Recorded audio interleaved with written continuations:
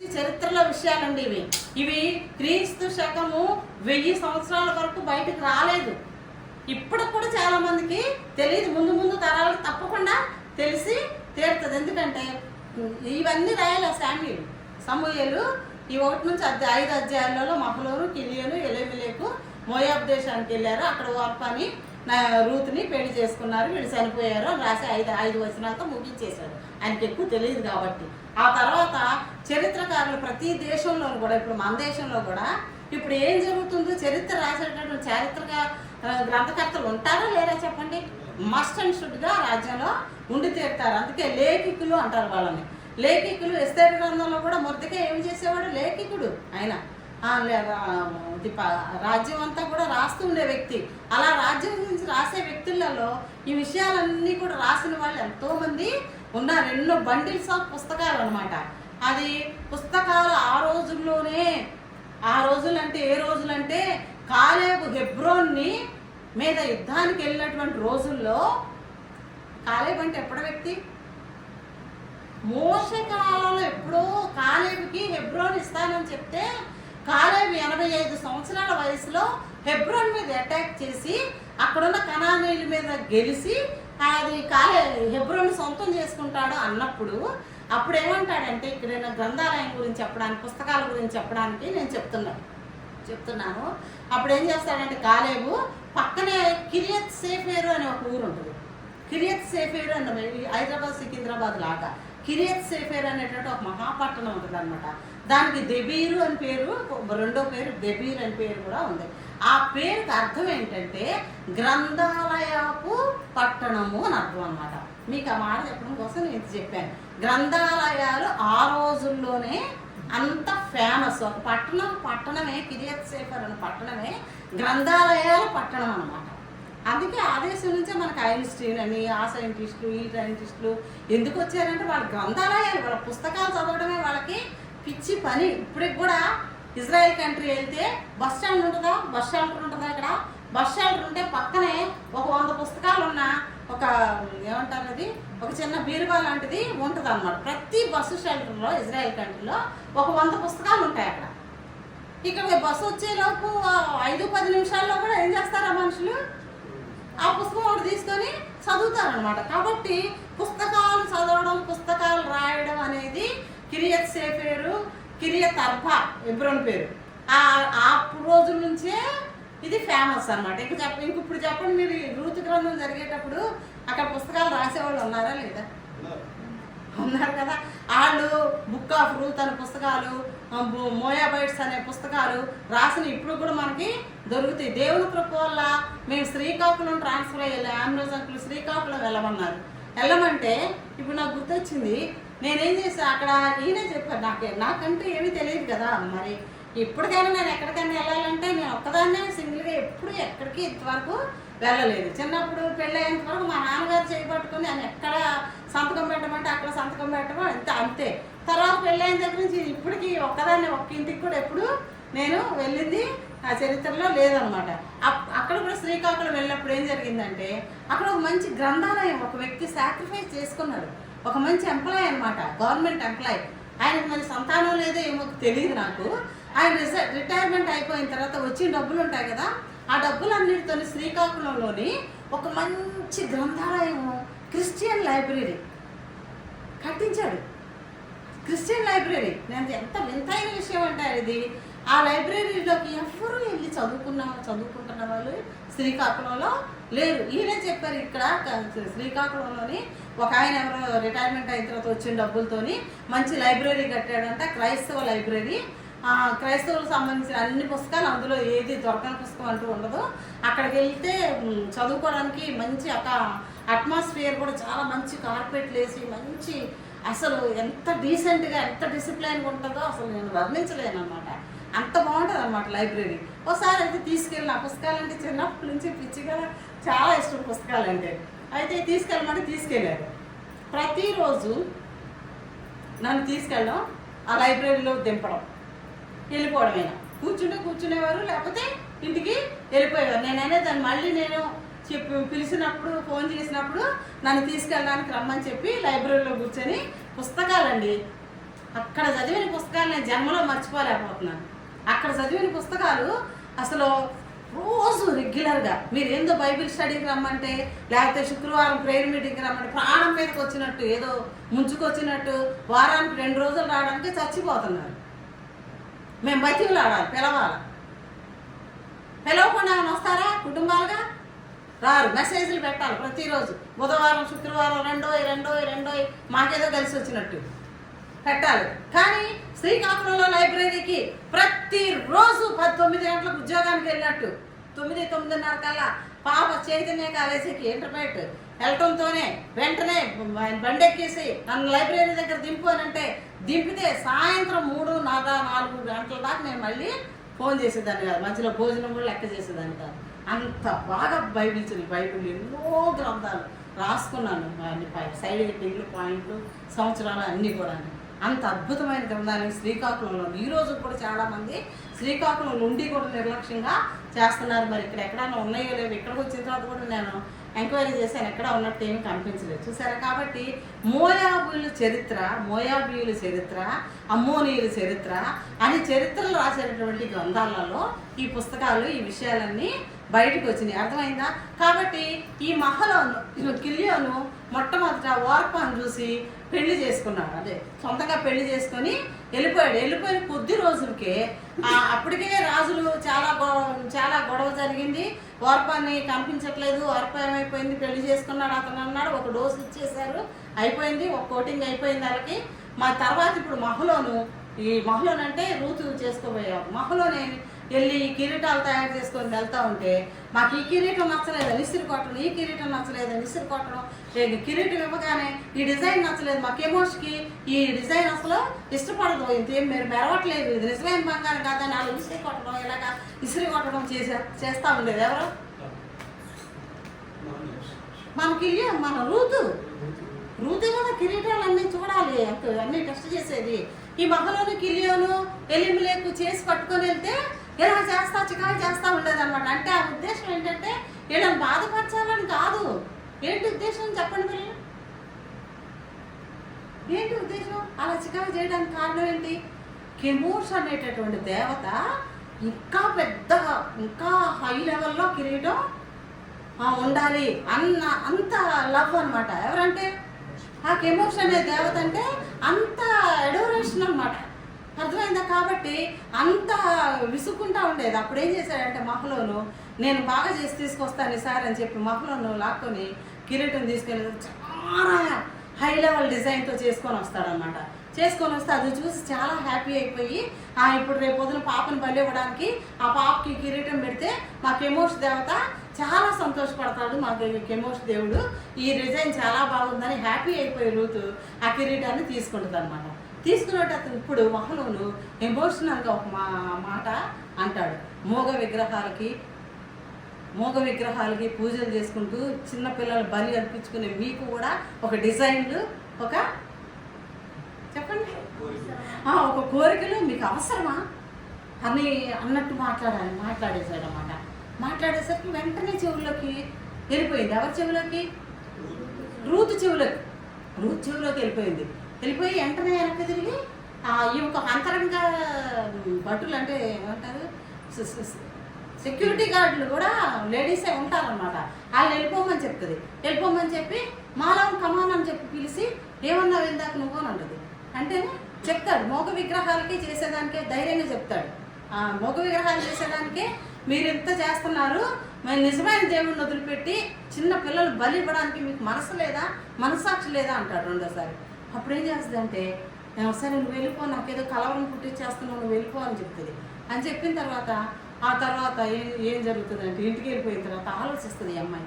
ఆలోచించి మళ్ళీ మహలోని సరిగ్గా అడుగుదాం, అసలు దేవుడు అంటే ఎవరో అని అడుగుదాం అనుకొని ఈ అంతరంగ ఏమంటారు సెక్యూరిటీ గార్డ్ ఉంటుంది కదా లేడీ, ఆమెను పంపించి మహలోని ఇంటికి వెళ్ళి మాలోని పిలుచుకొని రా ఒకసారి రాత్రిపూట మధ్యరాత్రి అప్పుడు చీకట్లోని పంపిస్తుంది అనమాట, తీసుకొని రానని.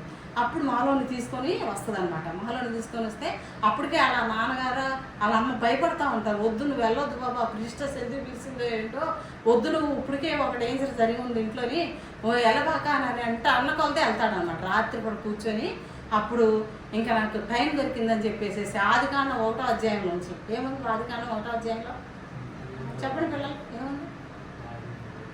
ఆదికాండం 1వ అధ్యాయంలో ఏముంది? క్రియేషన్ ఉంది కదా, సృష్టి ఉంది. ఆ సృష్టి మొత్తం కూర్చోబెట్టి ఆ రాత్రిపూట టైంలోని దేవుడు ఇది కలుగజేశాడు, ఇది కలుగజేశాడు, నక్షత్రాలని, భూమిని, సూర్యుడిని, చంద్రుడిని అన్నిటినీ చేశాడు. చివరిలో మనిషిని చేశాడు. మనిషి కోసం ఇవన్నీ చేశాడు. మనిషి అంటే ఆయనకి చాలా ప్రేమ. మనుషుల కోసమే ఈ సృష్టిలో సమస్తాన్ని ఇచ్చాడు. కానీ మనిషిని బలి చేయమని కాదు, మనిషి ప్రేమించాలి కానీ మనిషి చంపకూడదు. దేవుడిని చంపినట్టే అదే అని చెప్పేసి కొంతవరకు ఎడ్యుకేషను కొంతవరకు చెప్తాడు అనమాట. ఎవరు? మహలోన్ చెప్తాడు. ఎవరికి? రూత్కి. సరేనని చెప్పి ఎవరైనా చూస్తారు, ఎవరైనా సైనికులు చూసారంటే చంపేస్తారు. నువ్వు వెళ్ళిపో, నాకేంటో టెన్షన్గా ఉంది, తెల్లవారితే బలి ఇవ్వాలి ఆ పాపని, నువ్వు వెళ్ళిపోమని పంపించేస్తుంది. పంపించేసిన తర్వాత ఆలోచించేసి ఇది నేను అతను చెప్పింది రైటు, ఇన్విజిబుల్ గాడ్ ఎవరో ఉన్నారు, ఇది కాదు దేవుడు అని చెప్పేసి ఇంకా సాటిస్ఫాక్షన్ ఉండదు. ఇంకా కెమిస్ట్ దేవుడి మీద సాటిస్ఫాక్షన్ ఉండదు. ఆలోచిస్తుంది ఎప్పుడైనా కదిలాడా మన దేవుడు? ఎప్పుడు కదలలేదు. ఎప్పుడైనా మాట్లాడా? పోనీ మాట్లాడలేదు. మరి వాళ్ళ దేవుడు చూస్తే ఎంతోమందితో మాట్లాడాడు, సముద్రాన్ని పాయలుగా చేశాడు, ఇన్ని చెప్తున్నాడు మాలోను. నువ్వు నీతో కూడా మాట్లాడతాడు దేవుడు అని చెప్తున్నాడు. కానీ మనకి ఎమోషన్స్ ఎప్పుడు ఎవరితో మాట్లాడినప్పుడు నీకు కనీసం వినలేదు అని చెప్పేసేసి ఆలోచించుకొని బలవంతంగా ఆ తెల్లవారుజాము లేచి ఆ బలి అర్పించే రాజుగారి దగ్గరికి, చిన్నరాజు పెద్దరాజు ఇద్దరు ఉంటారు. చిన్నరాజు దగ్గరికి వెళ్ళి నిలబడితే ఏంటి వచ్చావు రూతు ఈ టైం కూడా అంటే, టైం అవుతుంది కదా, నువ్వు సిద్ధపరచాలి కదా అని అంటే, నాకు ఇది తప్పు అనిపిస్తుంది అంటారు. తప్పని యథార్థంగా మాట్లాడుతుంది. యథార్థవంతురాలు మొదటి నుంచి. నాకు ఇది తప్పు అనిపిస్తుంది అని అంటే, నువ్వేం పిచ్చి కళ్ళగా అంటున్నావా? అనవసరమైన మన దేశం మీదకి ఉగ్రత రప్పించేలాగా ఉన్నావు, నువ్వు వెళ్ళిపోయి సిద్ధపరచుకొని రా అని అంటది. అంటే అప్పుడు అమ్మాయి మళ్ళీ వెనక్కి వెళ్ళిపోయి తయారు చేసి పిల్లని బాగా కిరీటం పెట్టి అన్నీ పెట్టి అంగులతో తీసుకొని వస్తుంది. తీసుకొని వచ్చి బలి వచ్చి కత్తి ఎత్తబోయే టైంకి పెద్ద కేకలు పెట్టేస్తుంది. వద్దు నరబలివ్వద్దు అని పరిగెత్తుకుంటూ పారిపోతూ ఉంటుంది. ఇటో పరిగెత్తుతూ ఉంటుంది అనమాట. అప్పుడు అమ్మాయిని పట్టుకొని, నీకు ఈ మాటలన్నీ ఎవరు చెప్తున్నారు? నీకు ఇన్విజిబుల్ గాడ్ ఉన్నాడని ఎవరు చెప్తున్నారు? నీకు ఎవరో చెప్పు అని అంటారు. అంటే చెప్పకుండా మనమైతే ఏం చేస్తాం? చెప్పకుండా ఉందాం అనుకుంటాం. ఎందుకంటే మనకి ప్రేమతోని ఒకళ్ళు చెప్పారు కదా అని పేరు అతను చెప్పొద్దులే అనుకుంటాం. కానీ అనుకుంటాం కానీ మనము అబద్ధం చెప్పలేము. మన నైజం ఏంటంటే అబద్ధం మనము చెప్పలేము, ఖచ్చితంగా చెప్పేస్తాం. ఈ అమ్మాయి కూడా భయపడితే యథార్థవంతురాలు కాబట్టి ఈమె ఏం చేసిందంటే, మాలోని చెప్పాడు నాకు అని అన్నాడు అని చెప్పేసింది. మాలోని ఇప్పుడు కలిసాడు నీకు ప్రత్యేకంగా ఎన్ని విషయాలు చెప్పడానికి అంటే, నేను పిలిపించాను రాత్రిపూట టైంలో, నేను ఎన్ని విషయాలన్నీ విన్నాను, నాకు ఆ దేవుడే కావాలి, ఈ దేవుడు వద్దు నాకు అని చెప్తుంది. అప్పుడు ఎవరి మీదకి వెళ్తుందండి కోపం? చెప్పండి మీరు. రూతు మీదకి వెళ్తుందా లేకపోతే మాలోని మీదకి వెళ్తుందా? Very good. చెప్పరా నోరు తెరిచి. ఎవరి మీదకి వెళ్తుంది? మాలోని మీదకి వెళ్తుంది. మాలోని ఇంటి మీదకి రాజు సైనికులందరూ పరిగెత్తుకుంటూ వెళ్ళిపోయి మాలోని తీసుకొని ఆ రాజుగారి సన్నిధికి తీసుకొని వస్తారు. రాజుగారి సన్నిధి తీసుకొని వచ్చి, మీరు ఆఫ్టర్ ఆల్ బ్రతుకు తెరువు కోసం ఎక్కడికి వచ్చారు? మోయాబు దేశానికి వచ్చారు. దేహి అని అడిగారు నన్ను.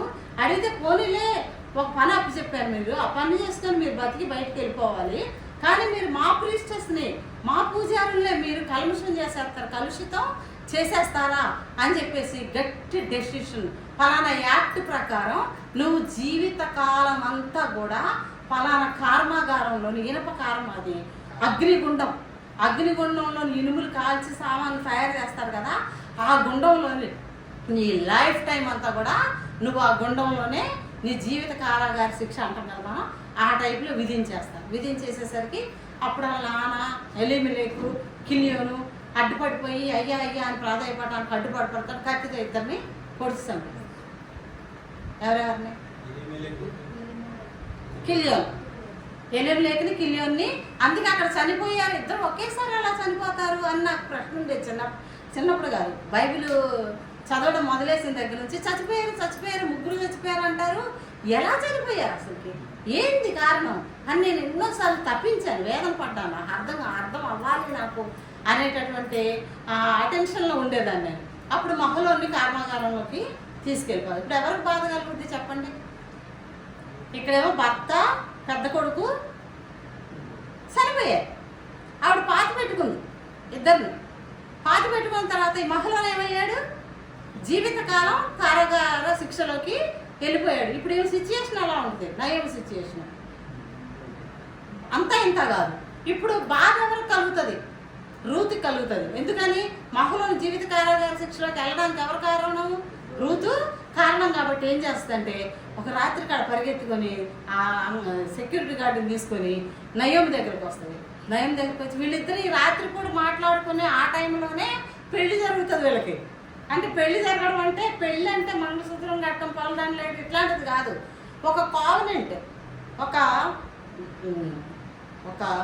లాకెట్ లాంటిది, ఇస్తాడు. ఇది నా ప్రేమకి గుర్తు, నేను నిన్ను పెళ్లి చేసుకుంటున్నాను అనేదానికి ఇది గుర్తు. రూతు ఎప్పటికైనా నేను నిన్ను పెళ్లి చేసుకుంటాను, నీకోసమే బ్రతుకుతాను అంటే ఆమె కూడా నీకోసమే బ్రతుకుతానని ఈ కావనెంట్ ఆమెకి ఇస్తాడనమాట. అంటే ఇది ఒక లాకెట్ లాంటిది. దీన్ని తెరిచి చూస్తే దాంట్లో 10 ఆజ్ఞలు ఉంటాయి. ధర్మశాస్త్రంలో రాసిన 10 ఆజ్ఞలు ఉంటాయి. రాత్రి కూడా 10 ఆజ్ఞలు కంఠస్థం చేసి చదువుతూ ఉంటుంది అనమాట. ఓకేనా?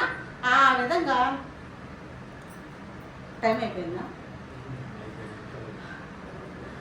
ఆ విధంగా ఈ అమ్మాయికి పెళ్ళయింది అని ఇద్దరికి ఈ రూతు నయం దగ్గరికి వస్తుంది. నీ 2 కుమారులు నా వల్లే చనిపోయారు, భర్తాన్ని పెద్ద కొడుకు నా వల్లే చనిపోయారు, ఇప్పుడు మహలోను కూడా జీవితకాలం కారాగార శిక్షలకు నా వల్లనే వెళ్ళాడు.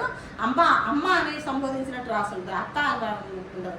అమ్మ నేను ఎలాగైనా మహలోన్ని నేను విడిపించుకొని తీసుకొని వస్తాను, నువ్వేం భయపడొద్దు, నేను తీసుకొస్తాను, ఆయన నా భర్త, ఇదిగో కావనెంట్ అని చూపిస్తుంది అనమాట. ఇదిగో కావనెంట్, మేము ఇద్దరం నిబంధన చేసుకున్నాం అని చెప్పి చూపిస్తే నయోమి అప్పుడు బాధపడి వెంటనే కన్నీళ్ళు తుడుచుకొని, నీ వల్ల కాదమ్మా మహలోని నా కారాగారం నుంచి తీసుకురావడం, నువ్వు చూస్తే చిన్న యవనస్త్రాలకి చిన్నదానివి, అంత కారాగారంలో ఎంతో మంది సైనికులు, ఎంతో బందోబస్తు దాంట్లో నుంచి ఎలా తీసుకురాగలవంటే నన్ను నమ్ము, నేను తీసుకొస్తానని చెప్పి వెళ్తుంది అనమాట. వెళ్ళిన తర్వాత అక్కడికి వెళ్ళి తీసుకొచ్చే టైంకి అతను అప్పటికే పూర్తిగా కాలిపోయి, అంటే అగ్నికి హీట్ అయిపోయి వేడైపోయి మనిషి ఎన్ని రుగ్మతలు వచ్చి మనిషికి గుర్తుపట్టడానికి కూడా ఒక 48 అవర్స్లోని గుర్తుపట్టడానికి కూడా వీల్లేనంత అనారోగ్యం అయిపోతే తీసుకొని వస్తుంది. నయము దగ్గర తీసుకొని వస్తుంది. కానీ చేతుల మీదనే పెట్టుకొని కొన ఊపిరితో చివరి మాటలు ఉంటాయి, ఎన్ని రక్తాలు కారుతూ ఉంటాయి, ఎన్ని దద్దుర్లు గడ్డలు ఎన్ని ఉంటాయి, అన్నిటితోనే ఏమో ఒళ్ళో పడుకొని ఉంటాడు. నువ్వు మాత్రం ఆ కావనెంటిని వదిలిపెట్టద్దు రూతు, నేను బతుకుతాను అనుకుంటూనే నా పేరు ఉంటుంది, నీ హృదయంలోనే ఉంటుంది, నీతోనే ఉంటాను నేను అంటూ చనిపోతాను మాటలు. అర్థమైంది? సో అక్కడి నుంచి మీకు అంతా తెలుసా తెలియదా? 1వ అధ్యాయంలో ఏం జరిగింది అక్కడి నుంచి మీకు తెలుసా తెలీదా? మోయాబీలు ఎటువంటి వాళ్ళంటే యెషయా గ్రంథం 16వ అధ్యాయం 8వ వచనంలోని మోయాబీలు ఎటువంటి వాళ్ళంటే వదరబోతులు. 16:8 చదువుతారా? 16వ అధ్యాయం 6వ వచనం తొందరగా చదవండి, టైం ఐసయ్యా 16:6 చాలా క్లియర్గా ఉంటుంది మోయాబీలు ఎటువంటి వాళ్ళు. యెషయా గ్రంథం 16వ అధ్యాయం 6వ వచనం.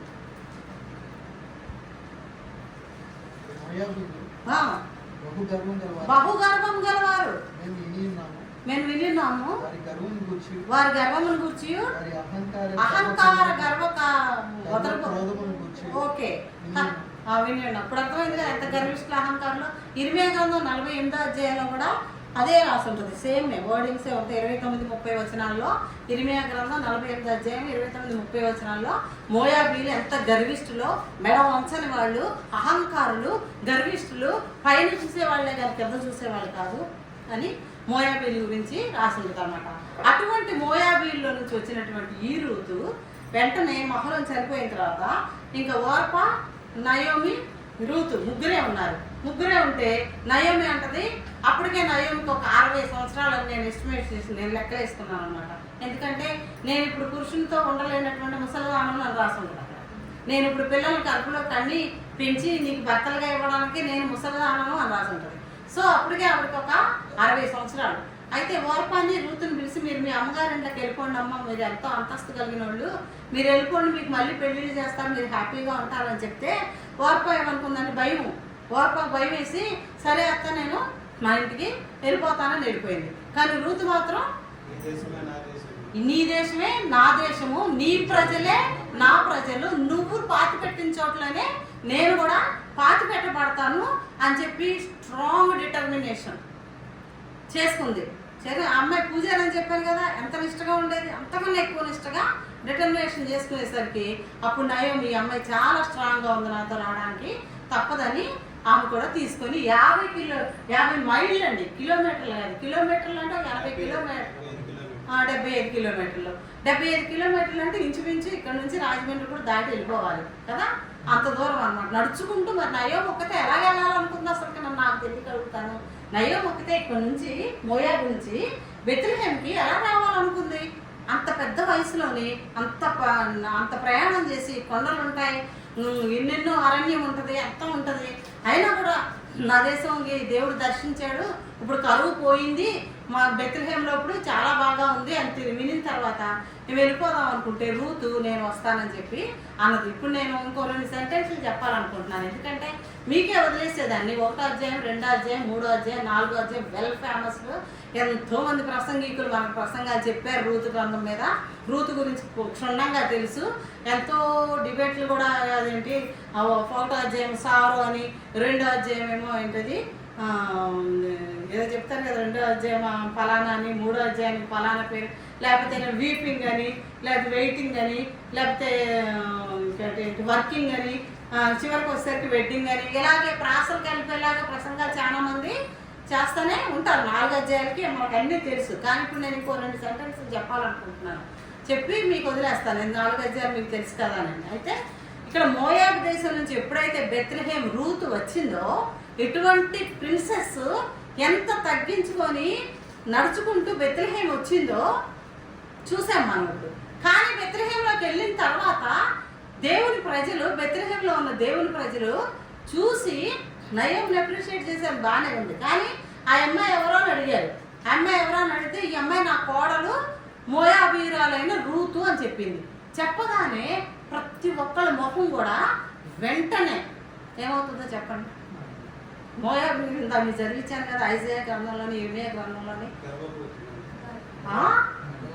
ఎంత గర్విష్ఠులను తీసుకొస్తావా నువ్వు? కెమోష్ దేవతకి బలులు అర్పించి, నరబలను అర్పించే వాళ్ళ దేశంలో నుంచి ఒక అమ్మాయిని నువ్వు తీసుకొని వస్తావా ఇక్కడికి అని చెప్పి అందరూ మెచ్చుకుంటారా? నయోమిని బాధ పెడతారా చెప్పండి? చాలా హింసలు పెట్టారండి.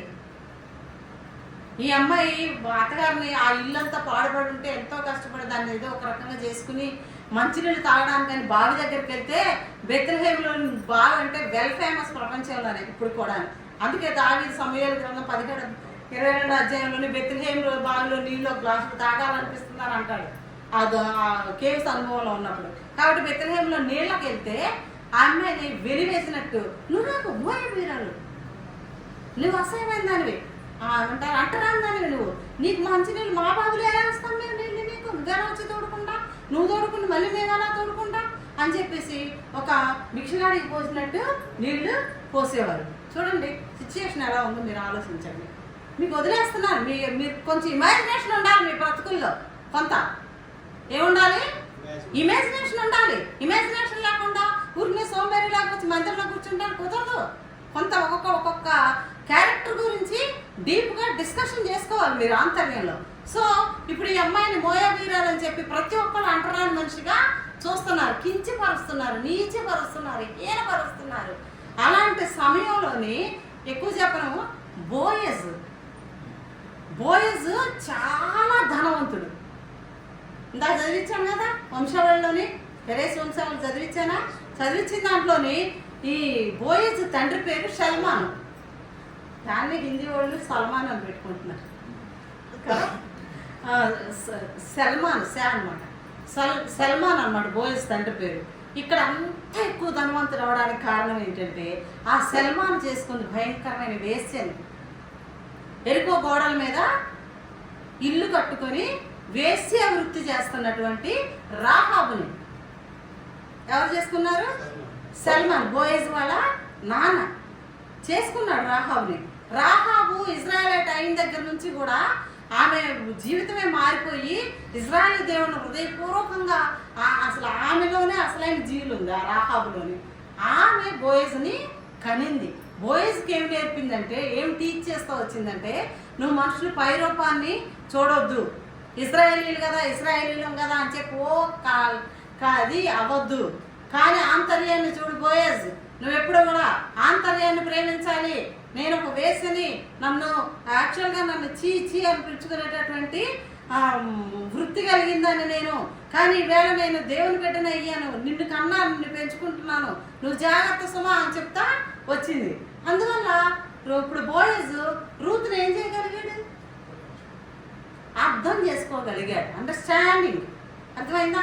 అర్థం చేసుకోగలిగాడు బోయజ్. అర్థం చేసుకొని అప్పుడు కిన్స్మ్యాన్ కదా, సమీప బంధువు కాబట్టి నయోమి లీడింగ్ ప్రకారం ఆమె వెళ్ళింది. అమ్మా కుమారి, నువ్వేం అధైర్యపడకు, నేను కిన్స్మ్యాన్నే, నిన్ను విమోచించడానికి సమీప బంధువునే. మీకు తెలుసు ద్వితీయోపదేశకాండంలోని, లేవికాండం 25వ అధ్యాయంలోని, ద్వితీయోపదేశకాండం 25వ అధ్యాయంలోని నీ సహోదరుడు చనిపోతే అతని భార్యని సహోదరుడు పెళ్లి చేసుకొని పిల్లలు పుట్టించి వాళ్ళ పేరు నిలబెట్టాలి అని మనకి ద్వితీయోపదేశకాండం 25వ అధ్యాయంలో రాసింది, లేవికాండం 25వ అధ్యాయంలో కూడా రాసింది అన్నమాట. కాబట్టి నేను నీకు కుమారి, నేను నీకు ఆ సమీప బంధువుని కనుక నీకు ఆ ధర్మం నేను జరిగిస్తాను, కానీ నాకన్నా ఇంకో సమీప బంధువుడు ఉన్నాడు, అతను కాదనంటే నేను నీకు తప్పకుండా బంధువు ధర్మం జరిగిస్తానంటే అతను వచ్చి పేదవాడు, విడిపించడానికి వీళ్ళిద్దరు ఆస్తులను కూడా విడిపించాలి కదా, అతనికి చేత కాదు. కాబట్టి ఈ బోయజే విడిపించి రూతుని పెళ్లి చేసుకున్నాడు. రూతుకి ఓబేద్ అనే కొడుకు పుట్టాడు. ఓబేద్ అంటే దేవుని సేవకుడు అని అర్థం. రూత్ ఏమని పేరు పెట్టుకుంది? ఆమె ప్రీస్టెస్గా చేస్తుంది కదా అక్కడ.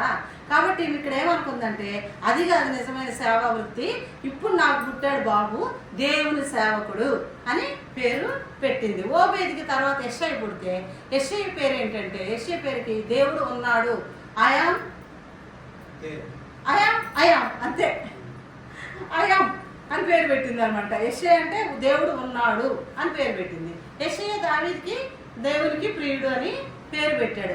87 సంవత్సరాల వయసు వరకు కూడా ఆమె బ్రతికి 87 సంవత్సరాలు నిండిన తర్వాత రూతు చనిపోయింది. యెషై పుట్టడం చూసిన తర్వాత అప్పుడు చనిపోయింది అనమాట. కాబట్టి ఇప్పుడు మీకు క్లియర్గా రూతు గ్రంథం ఇంటికి వెళ్ళి 1వ అధ్యాయం నుంచి 4వ అధ్యాయం దాకా చదువుకుంటే మీకు చాలా క్లియర్గా ఏ డౌట్ రాకుండా అర్థం అవుతుంది అనమాట. కాబట్టి నేను ఎంతో డిస్కస్ చేసి, నేను ఎంతో ఇన్వెన్షన్ చేసి, నేను ఈ మ్యాటర్ అంతా సంపాదించాను. నా తర్వాత తరంలో కానీ ఇదంతా వెల్ నోటెడ్గా అందరికీ, మన పిల్లలకి ఇప్పుడు నేను చెప్పిన చరిత్ర చాలా అందరి దగ్గరికి ఆ పుస్తకాలు వచ్చేస్తాయి. అందరూ పుస్తకాలు, మోయబయట పుస్తకం చదివినా, రూత్ అనే పుస్తకం చదివినా, వైట్ మెన్ అనే ఇంగ్లీష్లో ఆయన రాసిన పుస్తకాలు చదివినా, లేకపోతే ఇంకా పేర్లు ఉంటాయి, వాళ్ళ పేర్లు, ఆథర్స్ పేర్లు చూసుకొని ఆ హిస్టరీ చదివారంటే మీకు నేను చెప్పిందంతా అందులో వచ్చేస్తుంది అనమాట. కాబట్టి రూతు గ్రంథం ఇప్పుడు ఇంటికి వెళ్ళండి, జాగ్రత్తగా చదువుకొని పడుకుని. నేను 4 అధ్యాయాలు 1 సెకండ్లో 84 వచనాలే కాబట్టి ఈజీగా పడుకునేటప్పుడు చదువుకొని పడుకోవచ్చు. మీరు హ్యాపీగా మనశ్శాంతిగా హాయిగా నిద్రపడుతుంది. దేవుడి వాక్యం దీవించండి.